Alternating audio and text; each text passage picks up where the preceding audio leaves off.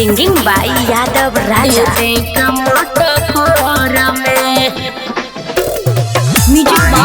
DJ विकास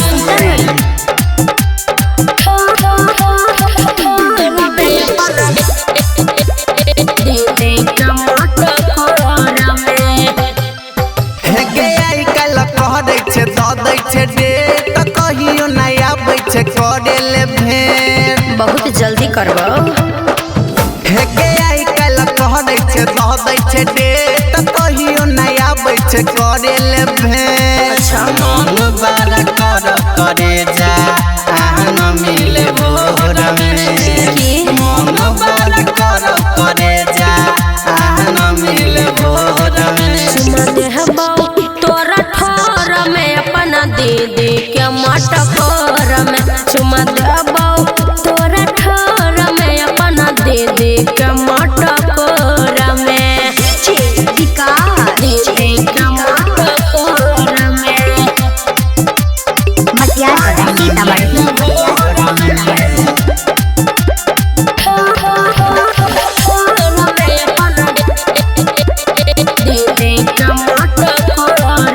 recording studio जनकधाम Nepal. मिले के time कही कर नहीं लेटगे भात और बात से भरतै न पेटगे सुने भरतै न पेटगे हेरे पानी दिन छोरा तू कर इंतजार रे मिलतई मौका खूब करली है प्यार रे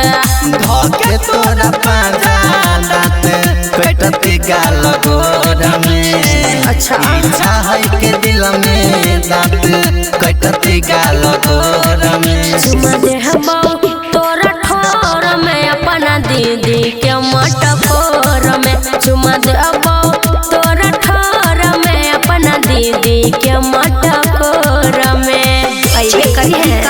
दीदी के मटकोर में मटिया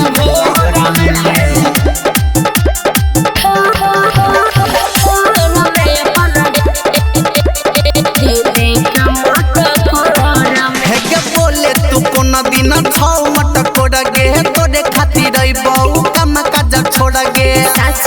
ले सुने हेरे दिन है सोम छोरा 16 है गते सब रहते बिजी दुनु भजब लते पते जइबे पतराई जदी हाला है तो टोला में नहीं रे जइबे पतराई जदी हाला है तो टोला में चुमा देहबो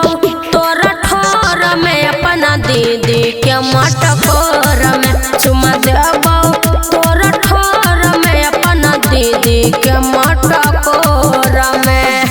चिंता नहीं कर हम छी ना।